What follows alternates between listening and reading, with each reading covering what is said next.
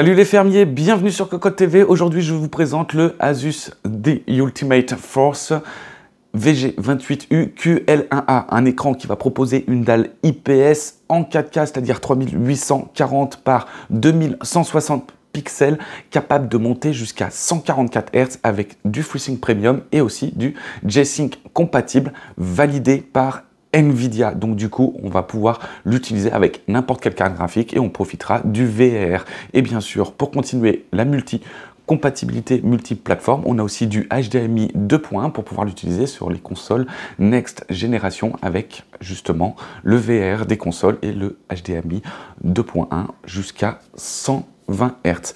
Alors du coup, un peu de caractéristiques techniques, on est sur un écran qui va proposer une dalle en 10 bits, donc 1,07 milliard de couleurs, avec un temps de réponse de 1 milliseconde de gris à gris. Donc du coup, des caractéristiques qui sont quand même excellentes sur une dalle de 28 pouces. On a aussi, bien sûr, grâce à l'IPS, le taux de contraste. C'est pas du VA, donc du coup, on est à 1000 pour 1. On a aussi, si j'oublie pas, du eLMB5 avec quelques nouvelles options sur le eLMB5. Et là, c'est plutôt très intéressant. Donc, on va prendre tout ça dans la présentation. Je vais vous montrer aussi ces petites nouveautés sur le eLMB5. Et la présentation se fait tout de suite. Sur le devant, pas grand chose à dire. On a un design borderless sur 3 côtés avec une large bande en dessous portant le logo Asus en chromé. On n'est pas sur la série ROG, donc du coup, on n'a pas d'œil. On a juste le logo. L'écran est réglable en inclinaison, en rotation, en hauteur et propose un mode portrait. En dessous, la base va être en plastique noir avec une doublure en métal et sera affixée à la colonne avec juste une vis à main et ce sera tout pour le montage. On passe derrière avec justement un carénage qui va proposer un look plutôt angulaire. On va voir dans l'ensemble des plastiques noirs mat avec quelques petits détails en brillant ici et ici. On a les boutons de navigation dans l'OSD avec un joystick, 3 boutons et un bouton power ici. En détail, on a le TUF Gaming et au-dessus, on a le logo TUF qui ressort en chromé. Ici, on va pouvoir passer des câbles et pouvoir les pincer derrière un cache-câble. Niveau connectique, ici, on a 2 USB en 3.0 et de l'autre côté, on a la connectique vidéo avec un DisplayPort et 4 HDMI, dont 2 en 2.1. Alors, présentation de l'OSD, donc du coup, qui va s'atteindre à partir d'un clic. Alors, l'OSD, il ne va pas rester très longtemps, ça va pouvoir être réglé dans justement les paramètres d'OSD. Donc, on a le Game Plus avec le crosshair, le timer, le FPS counter, le display alignment et le spinner. Donc, Game Plus, cette icône-là. On a un bouton derrière qui correspond à l'endroit de l'icône. On a aussi le Game Mode avec le Game Visual avec différents modes d'affichage en fonction des jeux. Ensuite, dans l'OSD complet, donc on a toujours ce même OSD avec Asus, on a des réglages par exemple en rapport avec le gaming, donc avec l'overclock, le variable overdrive, donc différents niveaux pour choisir entre ghosting ou reverse ghosting et blur, l'adaptive sync, on a le LMB sync avec beaucoup plus justement d'options, mais ça j'y reviens après avec justement les petits extraterrestres. On a donc du coup le Game Plus qu'on a vu ici, le Game Visual en dessous qu'on a vu aussi, et le Shadow Boost. Ensuite, on a la luminosité, le contraste, l'HDR, le vivid pixel, le Dynamic Dimming, parce que oui, cet écran a aussi un rétroéclairage variable sur plusieurs zones. Alors, forcément, ça augmente le contraste, mais forcément, ça fait du bloom. Et donc, du coup, là, on en a vraiment relativement. Donc, du coup, c'est assez gênant, en fait. Je trouve que là, il n'a pas été très bien géré. Donc, du coup, je préfère même, limite, le désactiver. On a aussi l'ASCR, l'aspect control et le Blue Light Filter. Dans les couleurs, on a la température de couleur, le gamma, la saturation et la couleur de peau. Ensuite, dans les sources, donc on a les 4 HDMI, donc les 2.1, enfin les 2 2.1 et les 2 2.0 et le DisplayPort.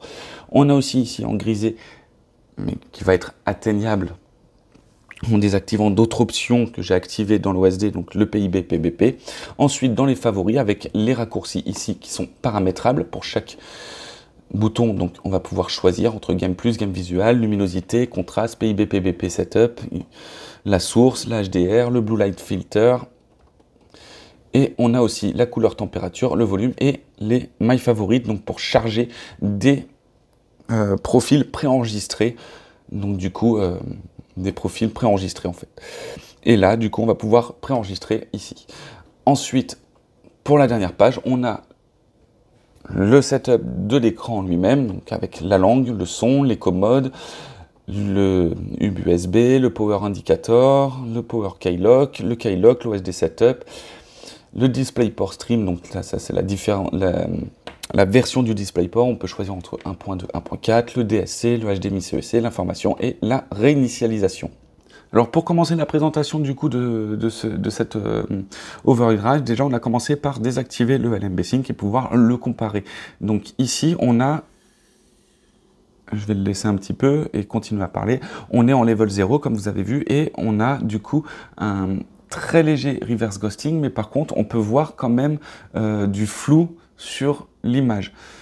Ensuite, pour y voir une certaine différence, on va pouvoir le mettre, alors il y a plein de niveaux différents, mais pour voir vraiment la différence, on va activer le niveau le plus fort de l'autre côté, où là justement on a une image beaucoup plus nette, mais en contrepartie on a un reverse ghosting beaucoup plus fort.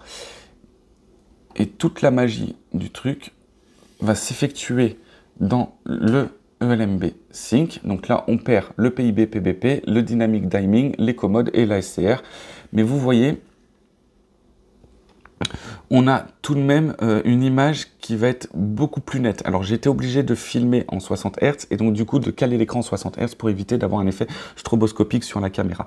Je précise. Donc du coup c'est peut-être pour ça que vous voyez peut-être moins, mais là je vous assure que le reverse ghosting est quasiment disparu.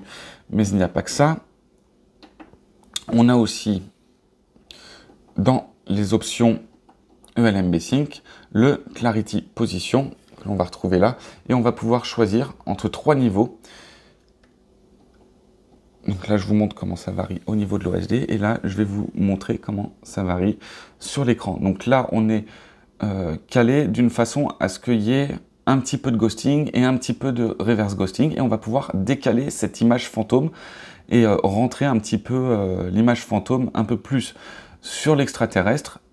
Et à chaque fois qu'on va choisir une option, on va voir un petit peu moins de reverse ghosting et un petit peu plus de ghosting. Le reverse ghosting, c'est le petit flash bleu, alors que le ghosting, donc le flash bleu qui se passe à l'arrière de l'extraterrestre, alors que le ghosting, c'est une image fantôme qui va se placer à l'avant. Et là, je vais pouvoir remonter un petit peu. Donc là, on a un peu moins de reverse ghosting et un peu plus de ghosting. Et là, encore une fois, ça change aussi. Donc ce sera vraiment au goût de chacun, mais on a diverses options comme ça. Donc là, je vais switcher un petit peu. Vous voyez l'écran clignoter, il le fait à chaque changement. Mais